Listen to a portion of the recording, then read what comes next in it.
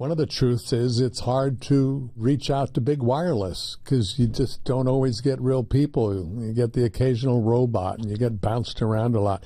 And that does not happen with consumer cellular. Mm-hmm. If you're thinking about switching, which you should be because you'll get the same coverage as big wireless for up to half the cost, which is amazing. So anyway, I'm a huge fan.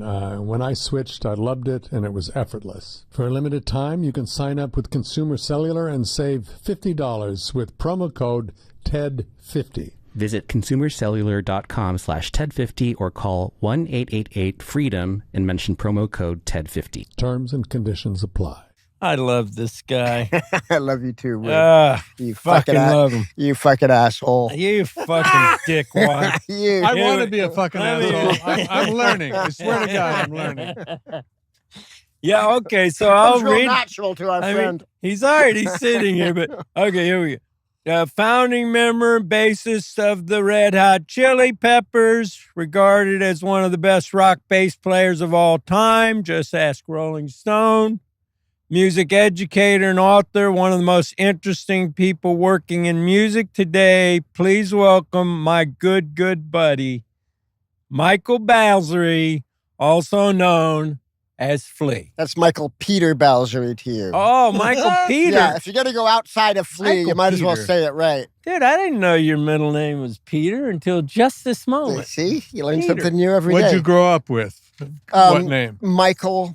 I became Flea in like 82. But Michael, yeah. Yeah. Michael Peter, come up here. It was like my. Oh, really? Why are you on meth? No. Just kidding. I'm not. I'm just energized. Well, just haven't slept in a few days. Shut in my mind. Hey, can I go back just for a second? Because Absolutely. I was very nervous to meet you because we live in such excited, nervous, but live in such different worlds. Why do you say that? Because music is something that has always been distant in I love hearing it. Yeah. I couldn't tell you a Beatle lyric to save my life, even though I've listened to many songs. As soon as I hear music, I start to fantasize. So my knowledge of music is so limited. And for whatever reason, I haven't gone to tons of concerts. So I felt like a bit of an imposter sitting here. Yeah. And then I looked at an interview you had, and you talked about what you say to yourself right before you do interviews. And I think I'm quoting this. Let me get out of the way and let go of everything.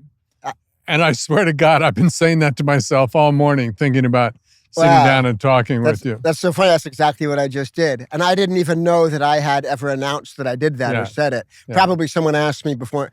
Because I always do before I do anything, because I know that like I've got nothing to do with anything. And the more that I can get myself out of the way and just kind of let the cosmic energies, God, whatever it is, speak through me, that I have a much better chance in fumbling over my own ego. And well, I bet like you wish... before concert, do you have that same? Always. Yeah, on my knees praying before every show. And do you get nervous before a show? No, I don't get nervous. Sometimes I get like if I haven't prepared properly, I get concerned, just of like the physical, the tactile part of playing. Just I haven't greased the wheels enough by practicing a lot. I've never seen you not practice. Yeah, no, it's rarely the case. I'm pretty diligent about my stuff, but I don't get nervous. Yeah, I don't get nervous. But I know ultimately, like I remember George Clinton telling me, it's just, this was also like in between crack hits, but he said, I'm joking. I just. But we did party pretty hard when we made that record in '85. But he was like, it's live. It's all about the vibe. It's all about the energy. Like, people get so caught up in the articulation of the concept, where it's just all about the concept and the motivation and the energy of performing. But I care very much about the details. Oh, I know. When we go, we've been boarding together many times, and I'm telling you, he has his bass, and he is running through it every day. And you're thinking to yourself, well, I mean, you're not doing a concert tomorrow, the next day, right. but every day, he's diligent. Yeah. Remember the time we snowboarded naked down that mountain? We were really thinking about in honor of, Woodstock, that we would be naked when you came in. Well, he and I snowboarded naked. I have footage of Woody Harrelson and I snowboarding stark naked down a big snowy mountain. Where was that? Was that up in? I think it might have been Utah. It was. I can't remember, but it's actually great footage. Yeah, I wanted to post it on Instagram, but Laura cautioned me against it, that it might not be wise to have a. Yeah, I mean, and it was cold. It was cold. So in your defense, that would be my only defense. But no, we've had more fun, dude. More laughs. I just got to say, the greatest times I've had with you. But he is, he's also, he's very zen. I know, Teddy, but he also is competitive. Yeah. We play basketball. I enjoy competition. Unlike you, I love the competition. I don't really mind if I win or lose. Yeah, I like trying to win. It doesn't matter one way or the other. I've seen you sulking after losing. I remember one of the last times we were racing, and we were both reckless because, let's face it, we go very fast, but we're very average snowboarders. We have to admit that we're average. Slightly above average. Maybe, depending on the curve, slightly below, slightly above. But, I wanted to get the slightly. It's like when you say you're 5'10" and a half. Who gives you're a fuck about the the half? competitive. Nobody but you. I'm 5'7" and a half, and I always put in the half. And I probably have shrunk by now and lost it. But anyway, so we're racing, and I'm like out of control, rocketing down this mountain, and I nearly take a lady out. But I don't. Like, I see her, and I'm like, whoa, she swerve out of her way, and I miss her. All's good. We're racing. I can't remember who won. Probably me. And we get down there, but then the lady, we're getting ready to get on the left, and we're laughing and yelling at each other. And this lady comes up, and she's infuriated. The skier? The skier. This, middle-aged woman, and she's like, you nearly hit me, and you could have got me, and you're out of control. And I was like, ma'am, you're absolutely right. I was out of control, and I'm so glad that I didn't hit you, but I'll be much more careful next time. Please forgive me. I'm very sorry. As you know, I'm neighborly, I'm polite, I'm considerate. Yeah. And you meant it. You meant it. Oh, absolutely meant it, because she probably got a little fright. You know what I mean? Yeah. And, but I didn't even touch her. And she was like, well, you're an asshole, blah, blah, blah. And I was like, ma'am, I'm very sorry. You know what I mean? I'm retaining my composure. Then she takes her ski pole and sticks it in my face like that. Wow. And then and then at this point, I'm like, I'm like, well, look, I'm fucking sorry, but get your fucking pole out of my face.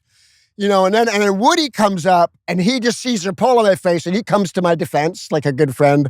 And then she goes, well, my husband's going to come down here, and he's going to show you what for. And then that's when you're like, bring the fucking husband. I want to see bring the husband. And then he comes, and I'm like, let's just get out of here, because I feel the situation escalating. And you and I get on the left, but you're just like itching for a brawl. And you start yelling, I'm waiting at the top of the lift. I'll be waiting up top. And then you're like, nothing could make me happier. Nothing could make me happier. And then that fucking guy come up there. And I realized there's like a joy that you take in like impending chaos. Yeah, it used to be true. That's not like me anymore. Have you outgrown that? Yeah, I think I've outgrown it. I don't want to be that guy anymore. But I'm really I'm leaning toward the spiritual part of my nature. You were talking about duality. And I understand. There's a real yin yang, and there's these sides to. There's a side that's always pulling us toward matter and sensual things, and then there's a side that's pulling us toward spirit, right? I don't know. Like I'm over that side of things, but love you, Woody Harrelson. Yeah. I love you, buddy. I was raised where I had to be sensitive, had to be kind, gentle, understanding, empathetic, which is a problem because if you have to be that, and you don't allow the angry, petty, jealous person to have voice as well, then you're never choosing to be kind. You have to be kind. And it's something I'm trying to get to, Was it like a hippie kind of household? No, slightly religious, spiritual household. Right. Yeah. I really think like being spiritual and like you talking about going to the spiritual side, it's like, that's the hardest thing, because like being spiritually ultimately is like having the faith to be in the moment, not, you know what I mean? To just like be with yourself. Yeah. And whatever your connection to God or the universe is. And that means like sitting quietly a lot with yourself without distractions, with letting go of the material world, right? Like the sensual world, the violent world, whatever it may be. And that's terrifying because you're going to come across and discover parts of yourself as you peel back the layers and you go deeper into yourself that are scary. And dark. And things that, we all push down. We all have our trauma. We all have our fear. We all have our stuff.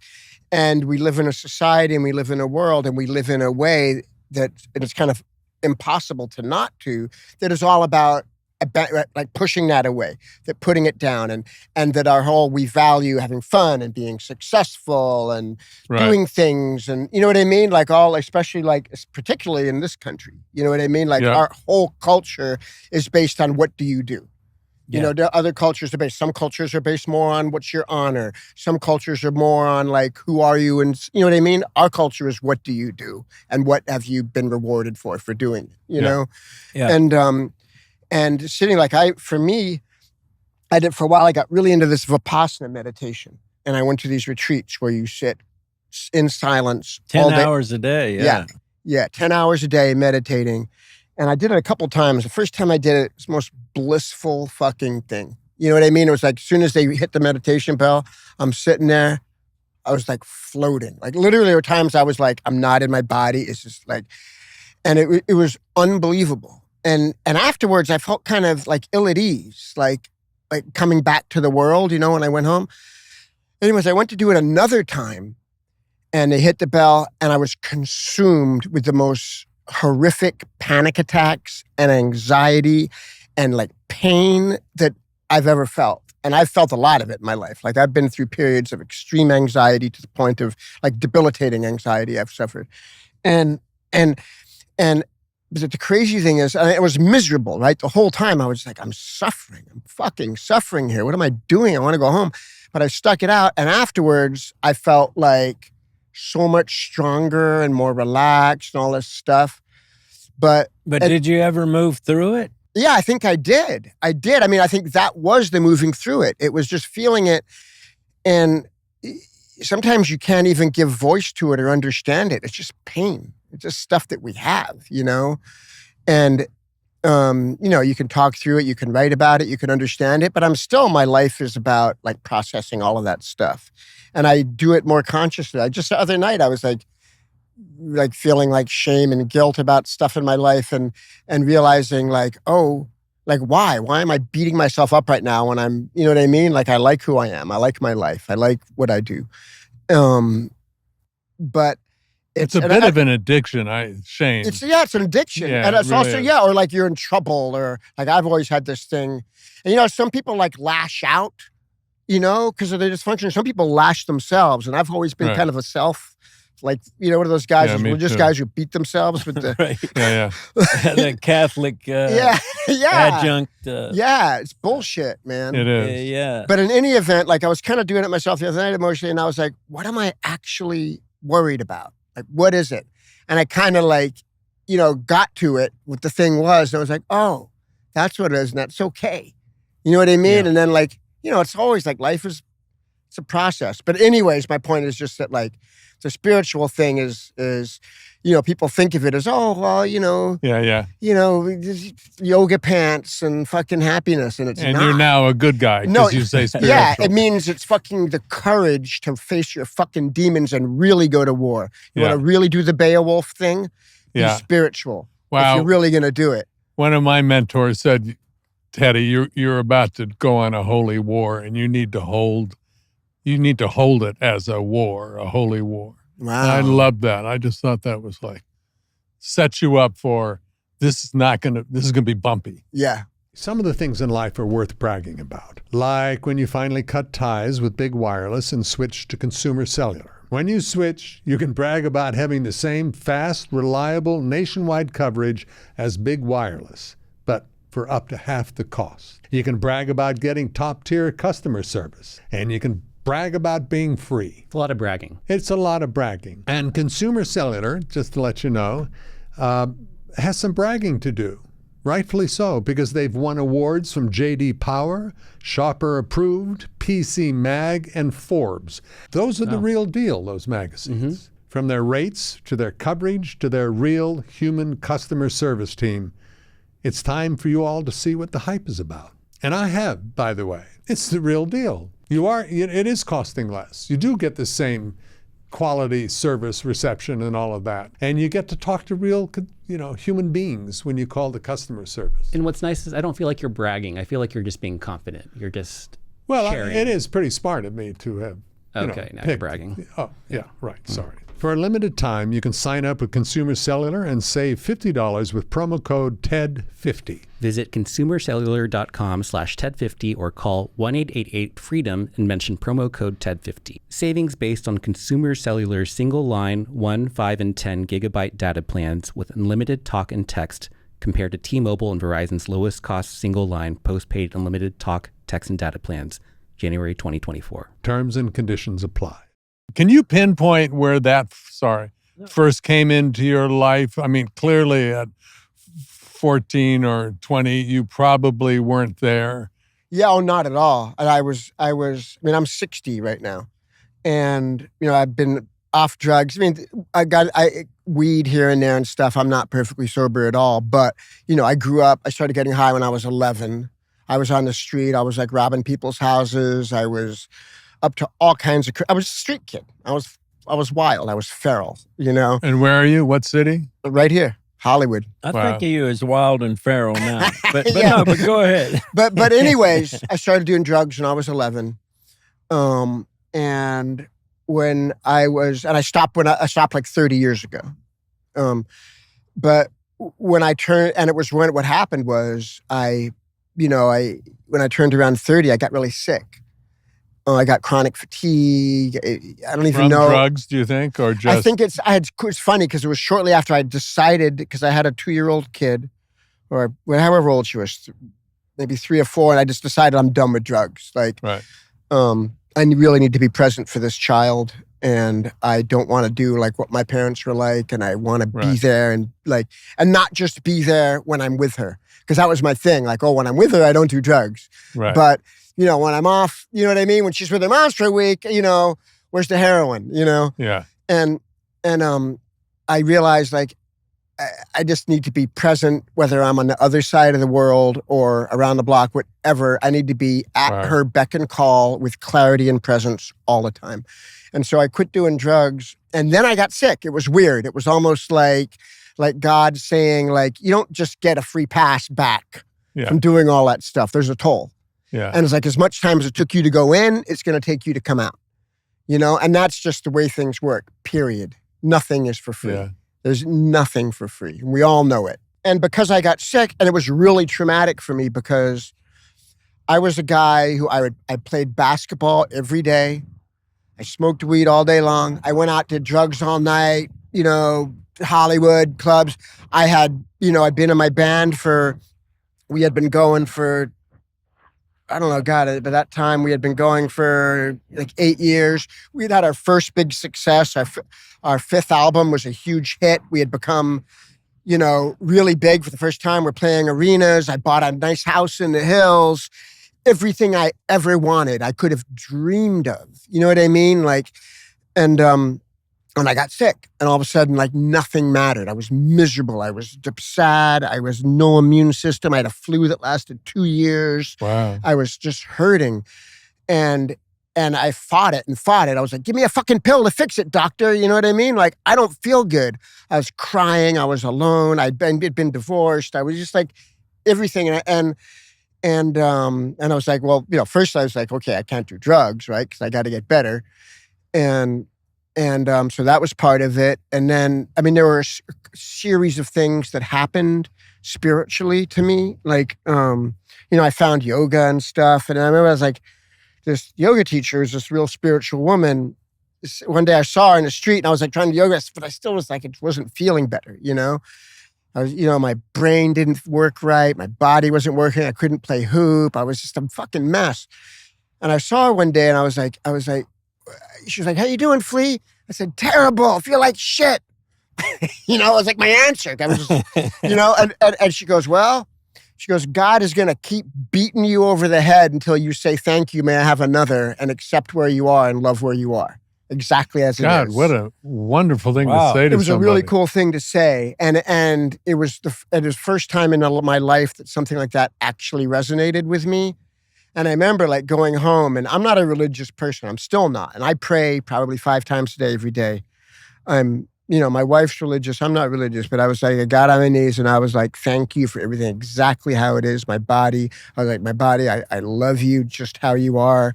I'm here for you. I thank you, all my circumstances, people I love, everything. And it really started to shift, things started to, at that point, shift because I was grateful for where I was. And that was such a big lesson for me. And then I was just, all this stuff in my life that I'd never dealt with. I remember being really sad. And I went down to Australia. When I first made money, I bought this land and built a house down in Australia. I'm from Australia, and I went out to this real remote part of Australia by the beach. It was beautiful, and I was down there. So with my daughter, it was just the two of us. And but one night I put her to bed. God, I'll cry if I say this story. I can't. I'm such a fucking It's okay crybaby. to cry, dude. I believe me, I know, but I cry too much. Whenever I tell a story, I can't. But anyways, I put her to bed, and I had like broken up with my girlfriend again, like these dysfunctional patterns in relationships, and put her to bed. And I went out. It was this beautiful night, and I was sitting under the stars, and I was just like, I was in so much pain all the time, emotional pain. I was like by myself, and I just started crying. I was sitting under. And Clara, Clara Wood, she's such a beautiful kid. She's 34 now. She's amazing. Right. She's fucking amazing. And I was just sobbing under the stars, and it was so beautiful out. And I was like, why am I so sad all the time? And I didn't want my kid to hear me because I was like literally alone, like out in the field by myself crying. And she got out of bed, came down, found me in the fucking yard. And she was like, Papa, I don't know why you're so sad, but she was like, you're the best fucking dad in the world, and I love you. And I could never ask for more. Like, all you are is love and light every day. It was like one of those moments, and I was just like it struck me to my core, and I just like, it was like the first time I was like, not only do I have to have faith, but I have to learn to love myself, And that was like, that was 28 years ago or something. And it's like these moments, like these things that are really watershed moments in your life that send you in a different path. And that was one of them. Yeah. Thank you, man. Thank you. Unbelievable. Yeah. You're amazing. And all of your stories that I've heard so far, there's a determination to move forward. Do you think that's anywhere in your youth or parents or how did... I don't know. It's funny. Like, I wrote a book. I put out a memoir a couple of years ago. It was like 4 years ago now, I guess. And I wrote about that a lot. I went through, like, when I started writing about my childhood, I didn't like realize how fucked up it was until I really started like putting it together. And not only like writing the things that happened, like, but really trying to get underneath them and understand like why and what it did and how it shaped me and why did things happen. And trying to understand like in a deeper way. And I one thing I realized that like, that I'm so lucky about is that like, and I think maybe, I don't know you, Ted, but I know you would, and maybe you can relate to this. Like, no matter what happened, there was always this fucking light, like this thing that like was so beautiful also. Like the things that made me happy made me so happy. Like just the concept of maybe loving, you know what I mean? Like, or sex, or, the like playing basketball, being in the moment, that freedom, that feeling of like when I was in the moment. And then when I started playing music, like that feeling of being gone or belonging, connecting with other people or whatever it was, like the things that I found beautiful were always so beautiful to me. Like not just like, oh, fun or whatever, but like fucking providence, And so I've always been driven, still am, like every day I'm more and more a student of that light that I've been following my whole life, and I just want to work and like a life in the arts is a life well spent, Boy. Yeah. Dude, I love the way you have this vulnerability and this, this way to share your heart that is so inspiring to me, Thanks, Wood. I never really tell you that. Don't you ever wonder, because circumstances in your life, early life, or whenever, throughout your life, you could at any moment when faced with what you were facing, turned left and felt like a victim or wanted to quit, but you would turn right and not. You'd fight it, you'd go through it, you'd whatever. You sometimes wonder whether that is some sort of, that willingness or instinct is a divine something that is in you, because so many people don't do that, don't react the way you've reacted to hardcore stuff. And I sometimes wonder, is it a choice on their part not to, or did they not get that gene, get that determination?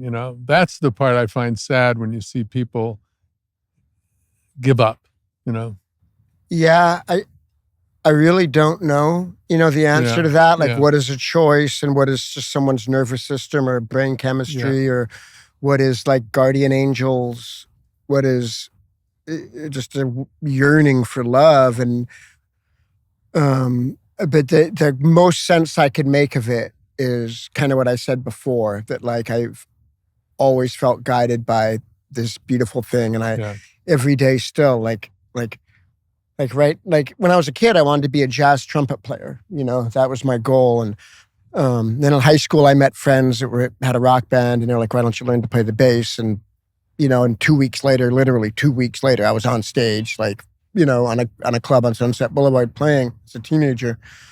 But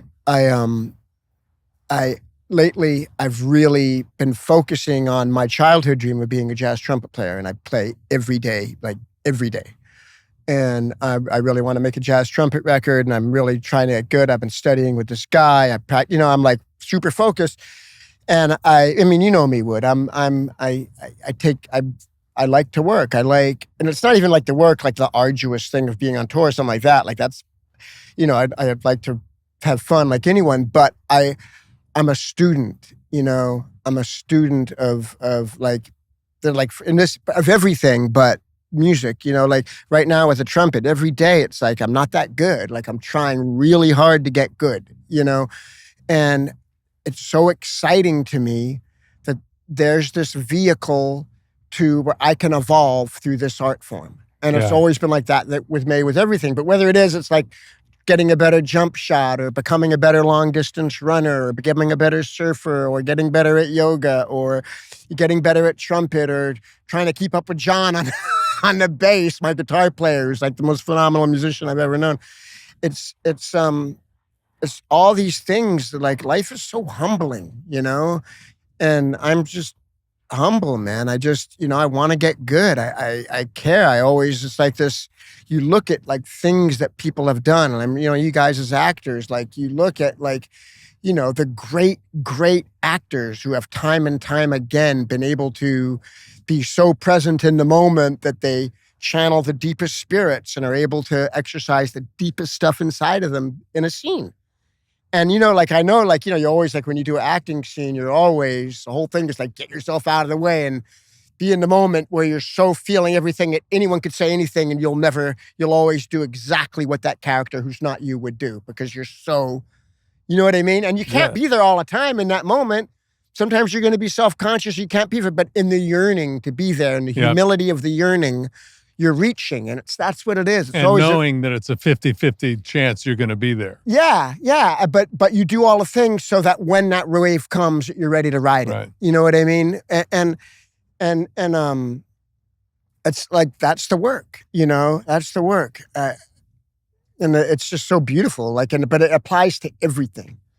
It's like I look at someone like Bach, like one of the greatest musicians to ever walk the earth. I listen to him so much, and I don't think he basically built the Empire State Building out of toothpicks from what had existed before to what he did. Right. You know what I mean? What kind of mind did that? Sat down and wrote that music, 5 different melodies going all at once, mathematically counterpoint, all the stuff that they didn't even have the words to understand. We've been analyzing it since he did it in every top university in the world, and he just sat down and did it. And he did it, and he wrote for the church every week, these chorales and these fugues and these things. And he was always, he cared, and he just, you know what I mean? It was just this, and what did he have? He had a fucking candle. What do you mean? I mean, he didn't have the internet. He didn't have, you know what I mean? He had to sit in a room, they didn't have electricity. You know what I mean? I'm just saying, it was just a man and with what was he, in the 1500s? Or I think 1600s? God, I wish I could answer that question, but I think 16s. Yeah, but he wrote his stuff for the church? Yeah. His church. If you made a living as a composer then, or as an artist, it was always for the church. Oh. Yeah. Painting, music, anything. Anything, yeah. I was just in Madrid a few weeks ago, and I went to go to the Prado and see the Goyas. I really like Goya, the great Spanish painter. And right before he died, he had been writing for painting for the church for, I don't know, his whole life. And he was, a master painter. And then at one point, I don't want to say this and have this wrong, but I'll say it anyways. I might have this wrong.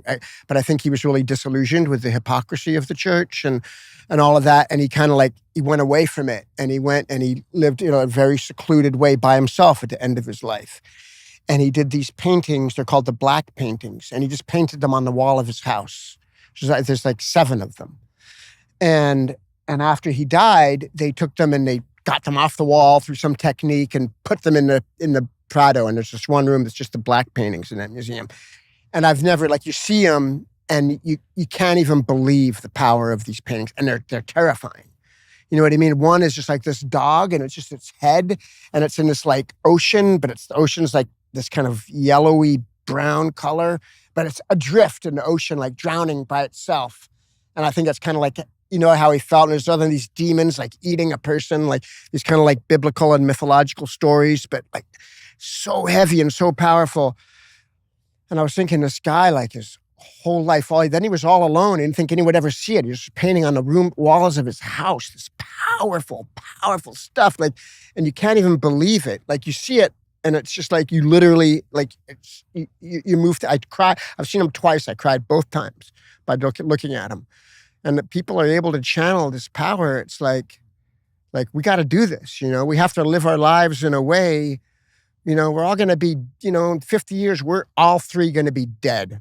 We might be dead hopefully we'll make it through next fucking week. You know what I mean? If we're lucky. Well, you guys might be gone. I'm going to keep going. He eats very well. He does eat very well. I'm going to miss you guys. You had your hands into LA, it sounds like, from the very beginning. What is your relationship to LA now? Do you talk about the changes you've seen? Do you still get the same kick out of LA, or? It's a funny thing. I don't know if I've ever gotten a kick out of it. Got kicked by it. And I've kicked it. I've given it a few good kicks myself. I came here when I was 11 in 1972. And I, like I said, I grew up running around on the street like a bull maniac. That was with your stepfather. My stepdad, yeah. He was a musician. My stepdad was a jazz musician, and we came here for his music career that never really manifested in a professional way. But it's the last year, I've been on a world tour, and I go to places all the time, and I think, man, I could live here. You know, I get to Copenhagen, I'm like, this Oh, is yeah. No, that's it. We're moving to Copenhagen. We're moving. I'm in. We're getting a houseboat. Houseboat. I'm in. Get me Yeah? a cottage. Oh, Give me a yes. Oh, room. brother. I'm No, going to houseboat. get a houseboat Dude, with Flea. in. All right. Okay. In. All right. Glad to hear it. Yeah, no. So, yeah, no, I always think that. And it's so funny because I've been thinking about it, and I was watching a show last night, and it kind of figured prominently in the show, and I was just like, man, it's a sign. But like, I lots of places. I was in New Orleans. I love New Orleans. I think I could live here, but oh no, I don't want to die in a swamp when the water comes flooding over next time. You know.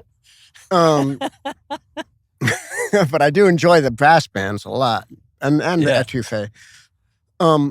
But every time I come back to LA, like the other day I was driving over to my music school. You know, I have this music school here, and I'm driving through and say, I can't remember, it's down some Hollywood street. It's dirty and the traffic's bad and the air sucks and there's people homeless living in their own shit in the street and everything. And I'm like, God, I feel like I'm home now. You know what I mean? Like there's a degree of comfort for me here. Yeah. You know, that I don't know that if I went and lived in the cleanest, safest, you know, more contented population that's really take care of, where they have really good socialized healthcare and education and all that. And you know, they're not letting people fall through the crack, and they have good mental health care and all this stuff. Like, maybe I would feel, you know, where's the dirt and the insanity? You know, I don't know. But my relationship to LA is, you know, it's pretty good. You know, I guess it's like that duality we're talking about when we first started. Yeah. You know, I mean, I you know, I love the Lakers, you know. I mean, but it's, you know, I mean, I don't know, man. I like the beach. I like going up to the mountains to snowboard. I like surfing. We can do all that. I like going out in the desert. In a couple of weeks, I'm going to be up in the mountains backpacking through Yosemite. Do you go to music venues yourself? Yeah, not as much. I mean, I like to go, if there's good music, I go. It's just changed so much. Like, I feel really grateful to, especially as like someone who plays in a rock band. When I was growing up, I started going to see bands in clubs in Hollywood, it was like every single night, 7 nights of the week, you could go out and there would be 50 clubs with live bands playing in them. Yeah.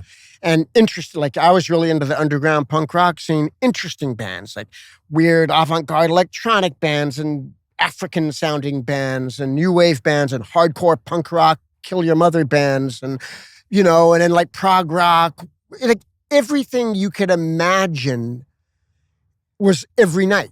You know what I mean? And that's what I did. Every night I'd see like things that were terrible and things that were like jaw-droppingly amazing. And it was so exciting, and it was such a spirit of like wanting to be a part of this community, you know. And I don't know that exists anymore. I know, like they roll back the sidewalks around at midnight. Yeah. You can't find anything to do here. Yeah. Weird. Yeah. I feel like that's not happening. And also like the nature of music now, like that young people listen to. And I'm not saying like there's lots of great young music. Like, you know, there's so many rappers that are awesome. And there's lots of great music, but a lot of contemporary youth culture music is made on a computer. Yeah. And, you know, there's going to be great DJs and great things happening, but it's just not everywhere. You can't go like tonight. If you want to go find good live music, you know what I mean? You're going to have to search. You're going to have to find something. And it used to just be in your face, like everywhere. So, I mean, that I miss. And I don't know, partly I'm just an old fart and disconnected, you know, but I really, like, I love music and I love the revolutionary spirit of music. I want it. But you mentioned, I'm glad you mentioned it because I wanted to talk to you about it, like your music school. Yeah. And tell me about like how that all came about. You know, when I was a kid, music was really saved me. You know, it gave me like something to work on. It gave me a sense of camaraderie with other musicians. It gave me like that light I'm talking about. It was just like, it was so beautiful. And as much trouble as I got in, and as self-destructive as I was, it was always, you know, there for me, like a grounding thing. Like it's a very good chance without it, I would have ended up dead or in jail or, you know, or just pathetic, you know. After I graduated high school and I was like, you know, Chili Peppers had some success, and we were playing in New York, and I went to a Knicks game. I'm sitting there watching a game, and I'm sitting next to this woman, and I start talking to her, and it turns out she's the music teacher at Fairfax High School, where I went to Fairfax, you know, high school, right down the street from here. And she's like, man, you should really come and speak to the kids about, you know, a career in music, and it's a viable thing. I was like, great, I'd love to. And I go down there. This is like 1995 or something. I don't know. Like we had already had, you know, hit records and stuff. And I go in, and the room that I used to go into where you could play any instrument you wanted and a big orchestra, and, you know, they gave me a trumpet and like, here, play it, you know. They had nothing.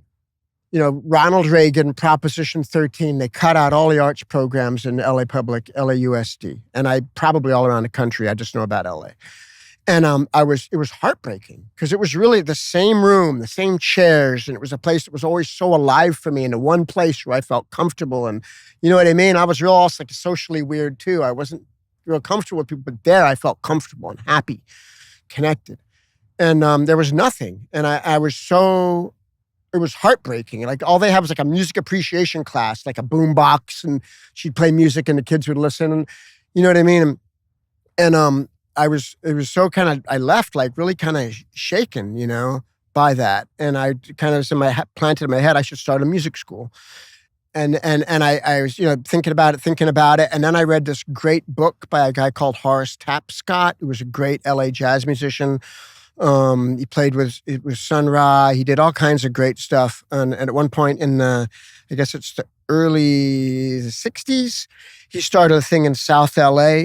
I was like, I remember reading that book, and there was like two books I read, and I just like remember closing that book, and I was like, I get back to LA, I'm starting a music school. I don't give a fuck. I don't care what it costs, what it takes. I'm going to do it. And I went back and I did it. I got my friend Tree, my friend Pete, and I was just like, let's find a building. I'll pay whatever it costs. Let's do it. And now it's 21 years later since we opened our doors. It took a couple of years to get it going. We teach 800 kids a week. Whoa. Yep. It's a really flourishing school. We operated out of a storefront for the first 15 years. And now we've had this beautiful building up on Hollywood in Vermont. It's called the Silver Lake Conservatory of Music. We teach all the orchestral instruments, all the band instruments. We have choir, we have group lessons, private lessons. Who teaches there? We have 20, 25 teachers. That are on staff? Yeah. And then do you have visiting people come in and... We never have done that. We talk about it. Sometimes I'll talk to famous musicians, do master classes or whatever. Yeah. We haven't really done that. We try to stay away from any celebrity-oriented thing at all. Right. Or even any style of music at all. It's not about rock music or classical jazz or anything. It's just music. Learning an instrument, learning the diligence and focus of practicing, reading music, and then you can take it aesthetically wherever we want. We have all kinds of groups. We have a rock group, we have a jazz group, we have, classical choir. We have all this stuff, but it's really just about music. When you expose people to creativity, you expose them to all possibilities. All of a sudden, your imagination,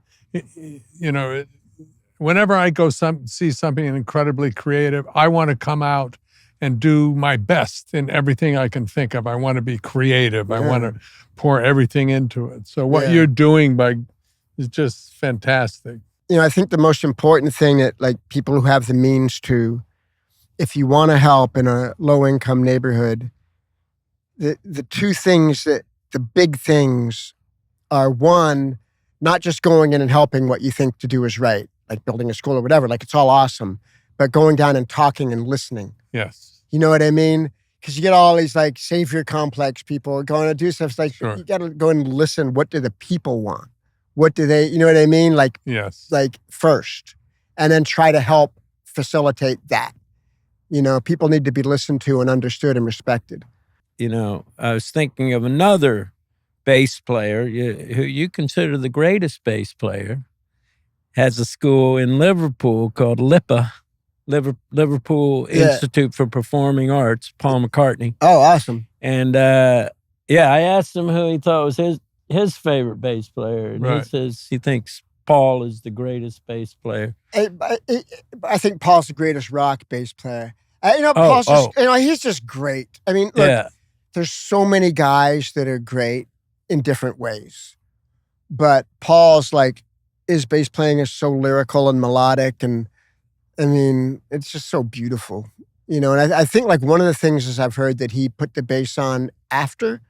So as like a band like mine, the bass is often coming, sometimes a lot of songs start with bass lines. So coming first, or the music comes first. Whereas Paul is I think Paul and John and George and, those guys, they wrote songs and Paul would do the bass when multi-tracking came in the beginning, then they just went and played live but would do it after Sgt. Pepper's, the melody's already there. So then he's doing a Bach counter melody. Yeah. So the bass is like a melody as opposed to just rhythm and like that. And man, it's amazing. He's amazing. Yeah. He's amazing. Yeah. Before we go, I have to thank you for you guys played for an Oceana event last summer at Keith Addis's house, and you raised over $1 million for ocean activism. So I really want to say thank you. Oh yeah, of course, thank you. Yeah, the ocean, man, I love it. I love spending time with you. I've loved spending this time with you. This has been incredibly cathartic. It truly has been a gift. And I continue to be inspired by you and how you give back to the world and just your big, giant fucking heart. Yeah, thanks. So thanks for being you, buddy. I just like being connected to the world, and there's a lot of beautiful things. And it's a sad and beautiful world, Ted. It's a sad and beautiful world. And the more connected to we are and not live in our bubbles, but stay connected, the more we're able to facilitate the beautiful part.